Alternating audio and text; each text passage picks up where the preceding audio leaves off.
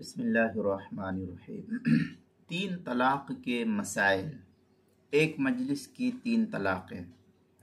چنانچہ اس سلسلے میں کافی بحث و مباحثہ کیا جاتا ہے اور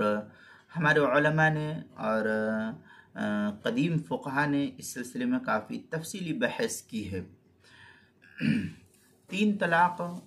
چاہے ایک مجلس کی دی جائے، ایک مجلس میں تین طلاق دی جائے، یا متعدد اوقات میں الگ الگ وقتوں میں جو ہے تین طلاق دی جائے، بہر صورت وہ تین ہی واقع ہوتی ہے۔ بہر صورت وہ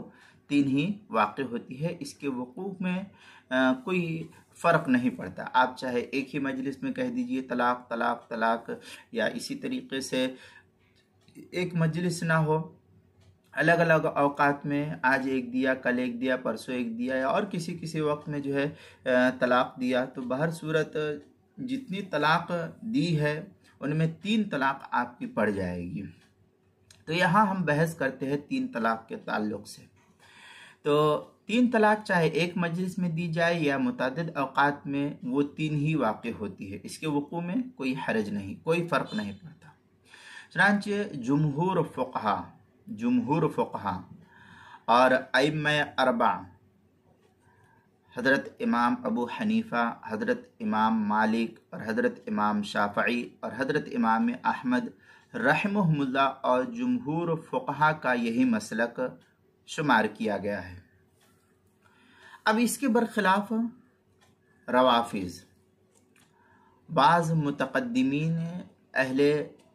ظاہر اور ابھی آخری دور میں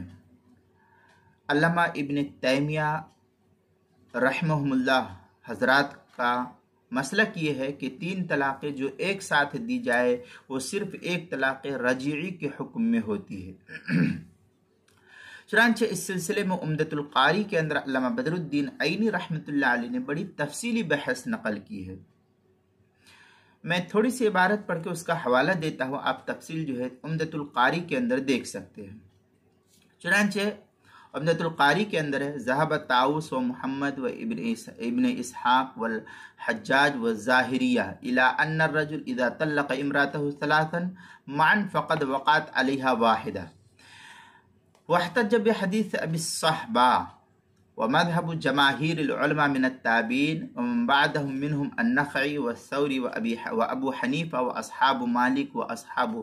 والشافعي وأصحابه وأحمد وأصحابه إسحاق وأبو ثور وآخرون كثيرا على أن من طلق امرأته ثلاثا وقعنا۔ اس طریقے کی عبارت جو ہے عمدۃ القاری کے اندر بڑی تفصیل سے نقل کی گئی ہے۔ عمدۃ القاری شرح صحیح البخاری کتاب الطلاق باب من اجاز طلاق الثلاث، یہ بیروت کا چھپا ہوا نسخہ، اس کی 20ویں جلد صفحہ 233 پر اس کو نقل کیا گیا ہے۔ فتح القدیر کے اندر ہے، وذهب جمهور الصحابہ والتابعین ومن بعدهم من ائمة المسلمین الى انه يقع ثلاث۔ یہ فتح القدیر کتاب الطلاق باب طلاق السنہ، جو کیا نام ہے زکریا بک ڈپو دیوبند کا ہندی نسخہ ہے، اس کی 3ری جلد صفحہ 451، اور جو زکریا جو مصر کا چھپا ہوا نسخہ ہے اس کی 3ری جلد صفحہ 469 پر اس کو نقل کیا گیا ہے۔ اسی طریقے سے شرح نووی جو امام مسلم رحمۃ اللہ علیہ کی شرح نووی مسلم شریف کے حاشیے پر ہے، اس کے شرح مسلم للنووی کے اندر ہے، وقد اختلف العلماء فی من قال لامرأته انت طالق ثلاث، فقال الشافعی ومالک وابو حنیفہ واحمد وجماہیر العلماء من السلف والخلف يقع الثلاث۔ یہ اور آگے ہے، وقال طاؤس وبعض اہل الظاہر لا يقع بذلك الا واحدہ۔ اس طریقے کے بارے شرح مسلم کے اندر نقل کیا ہے، کتاب الطلاق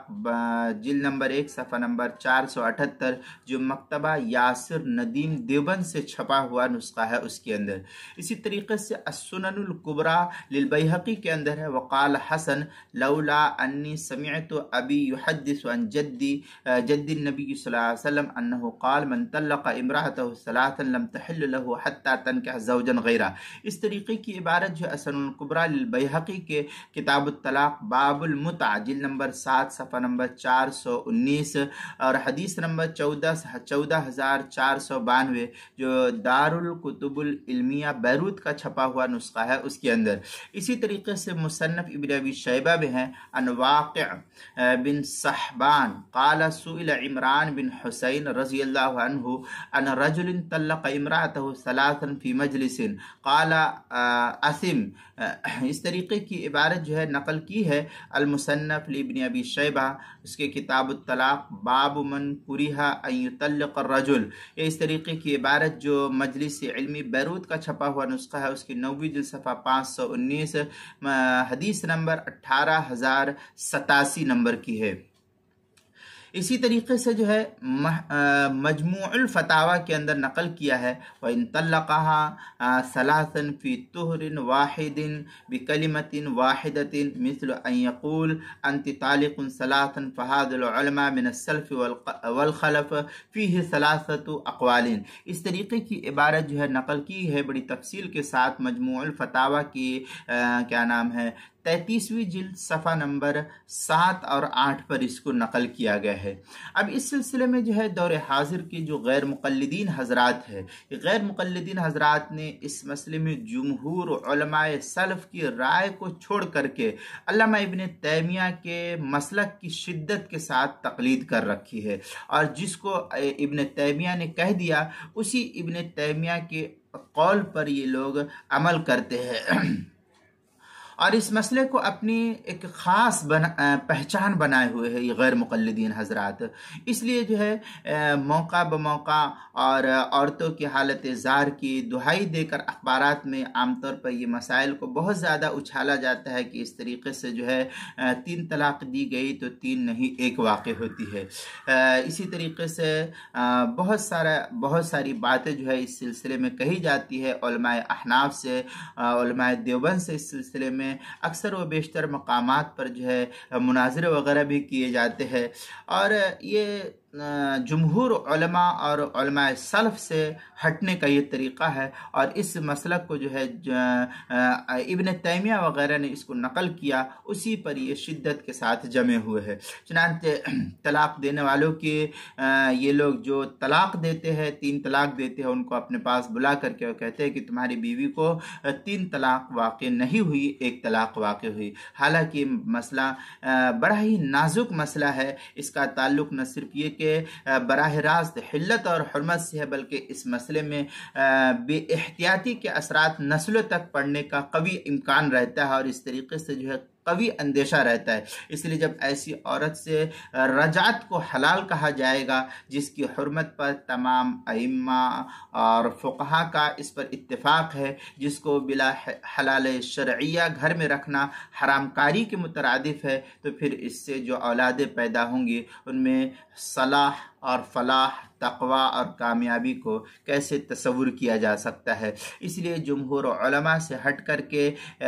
جو لوگ اس طریقے سے غیر مقلدین حضرات ابن تیمیہ کے مسلک پر عمل کرتے ہیں وہ مسلک ٹھیک نہیں۔ جمہور علماء جس مسلک پر قائم ہے اسی مسلک پر عمل کرنا چاہیے۔ چنانچہ یہ تھوڑی سی تفصیلی بحث جو ہے آپ کو اردو کتاب المسائل کی 5ویں جلد صفحہ 148 اور 149 پر بھی ملے گی، یہ تفصیل وہاں بھی آپ دیکھ سکتے ہیں۔